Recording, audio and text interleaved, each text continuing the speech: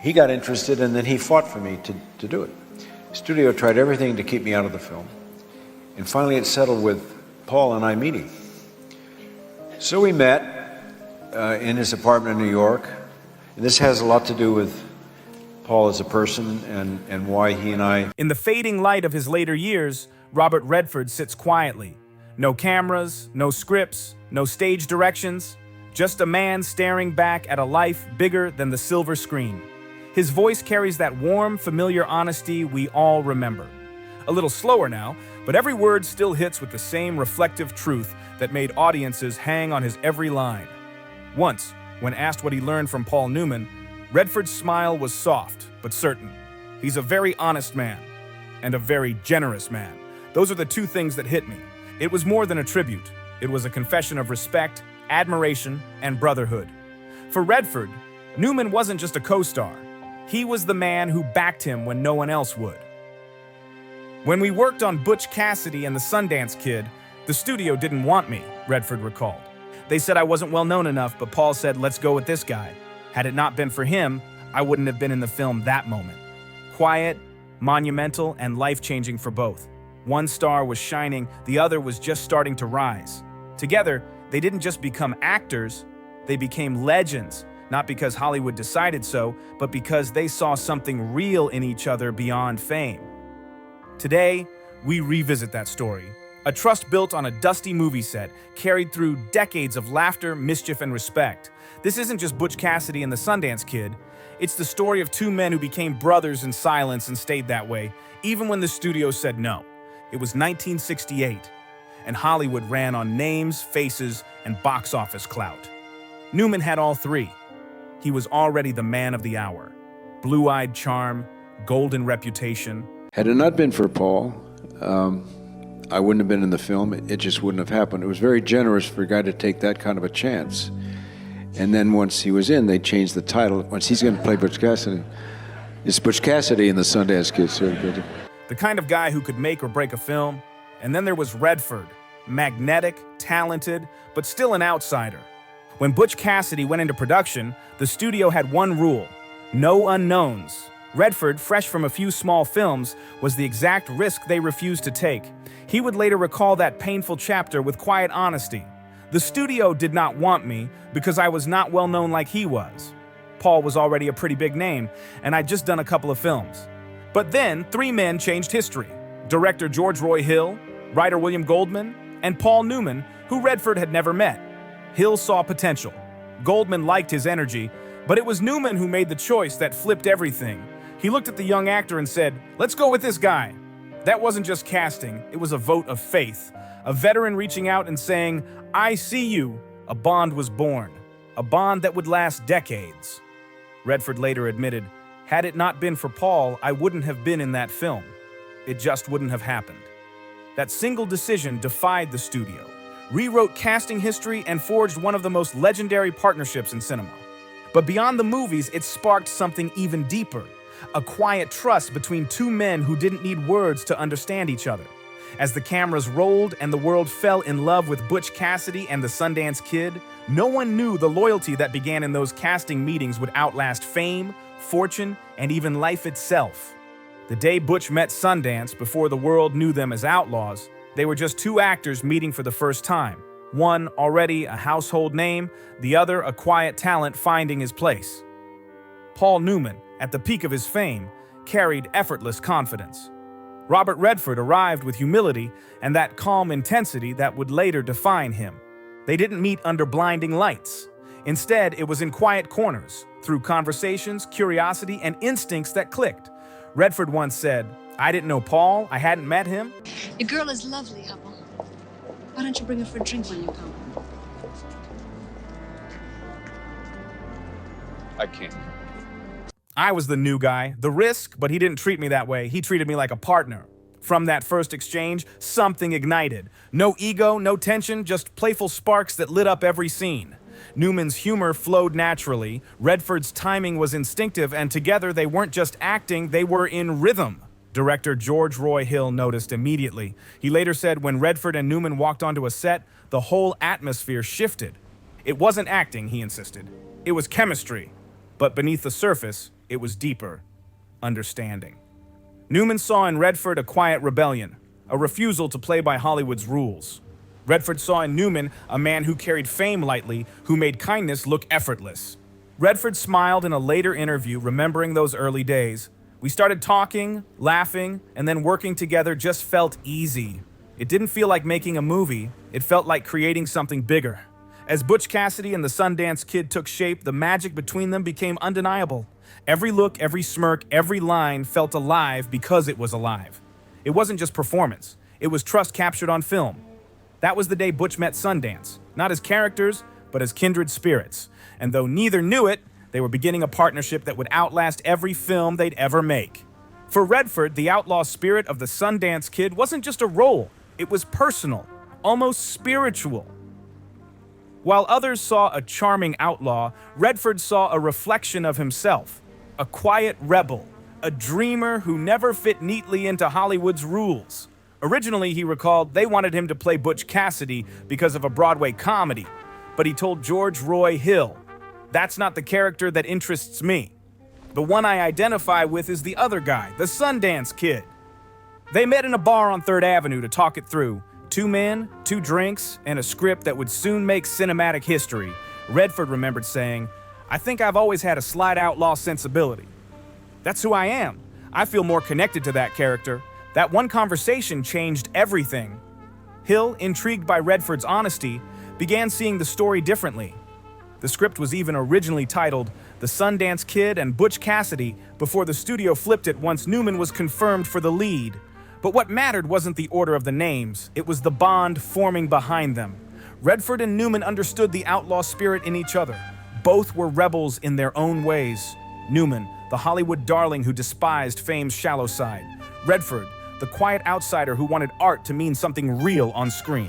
That energy? Electric. Redford played Sundance with quiet power, charm, and a cool restraint, while Newman's Butch radiated confidence and warmth. Together, they created something rare. 2 men not competing for the spotlight, but sharing it fully. In a later reflection, Redford said, "I think I was born with a little rebellion in me." Paul got that. He didn't try to change it, he let it be. That understanding became their secret weapon. Behind every smirk, every shared glance in Butch Cassidy and the Sundance Kid was the recognition of 2 men who knew life enough to understand that being an outlaw wasn't about breaking rules. It was about staying true to yourself. And then there was laughter, endless jokes, tricks, and trust. Behind all the talk of chemistry and craft, what truly bonded Redford and Newman was the laughter behind the cool stares and gunfights. Their friendship thrived on pranks, playful rivalry, and endless fun. Redford laughed remembering it. Paul loved to mess with people. A prankster at heart, a little boy in a man's body. On set, Newman's humor was legendary. He swapped Redford's bike seat mid-scene, nearly sending him tumbling.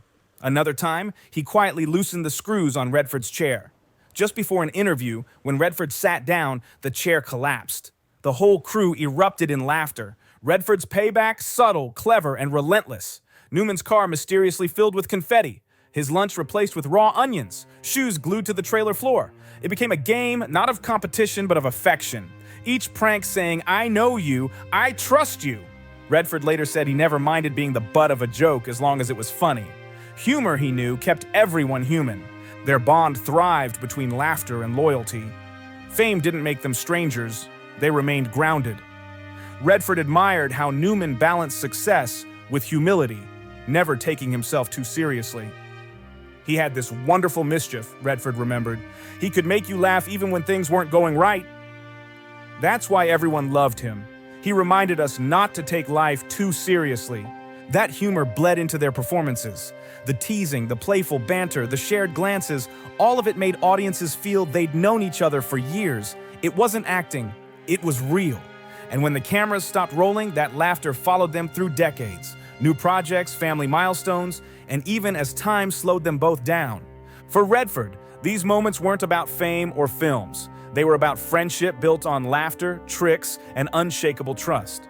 When The Sting hit theaters in 1973, 4 years after Butch Cassidy, Redford and Newman reunited, and the world couldn't get enough. Beneath all the smooth cons and dazzling confidence was something far more genuine, a bond of complete trust. By then, both were icons. Newman, The blue-eyed star with a string of hits and a growing legend. Redford, the rising Hollywood force, charismatic, careful, quietly ambitious. But on set, there was no ego, no rivalry, just two craftsmen in perfect rhythm. It was like slipping on an old glove. Redford said of their reunion, "Everything just fit. We didn't even need to talk. We just knew what the other would do." In an industry built on appearances, trust like that was rare, and they had it in spades. But Paul Newman did. Grounded, honest, and funny in the most human way. During the filming of The Sting, Newman would cut through tension with that trademark grin and dry wit. When a tricky scene dragged on for hours, he'd nudge Redford and whisper, "You think the audience will notice we're making this up?"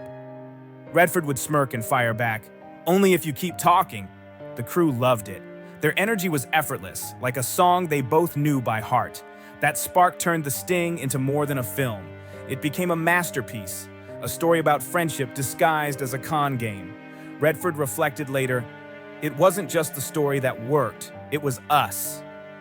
Paul never saw acting as a competition. Redford said he treated it as collaboration. That rare approach off-screen deepened their bond. They'd talk about family, art, and the absurdity of fame. Both valued privacy, lived far from Hollywood noise, and respected the life the other had built. The Sting became more than a movie. It became a symbol of respect, humor, and trust. Two men who didn't just act together, they believed in each other. In his later years, Redford spoke with quiet reverence whenever Newman's name came up. The sparkle in his eyes softened, his tone changed.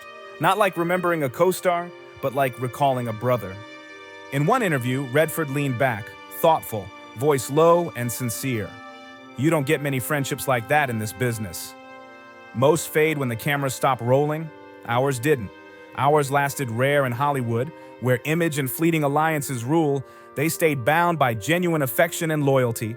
Through decades, across fame, aging, and loss, their friendship remained steady. It was never loud or performative. They didn't need to show up at every party or pose for every photo. Instead, they sent quiet messages, pulled pranks from across the country, and checked in without fanfare. When Newman founded Newman's Own, Redford was one of the first to support it. When Redford launched Sundance, Newman cheered him on. No envy, no pride, only respect. Redford once said, "Paul was one of the few people I could count on to tell me the truth, not the Hollywood truth, the real truth." When Newman passed in 2008, Redford didn't rush to make statements or public tributes. Instead, he withdrew, reflective, private, letting silence speak the depth of his loss. Later, when he finally spoke, he said quietly, "There's a void. Now, I can't imagine a world without him." Those words, quiet yet heavy, carried decades of shared laughter, work, and trust. Redford knew their story wasn't just about two actors who made history. It was about two men who found each other at the right time in life and never let that bond break. Even years later, he admitted that on set or watching a Utah sunset, he'd sometimes think Paul would have loved this.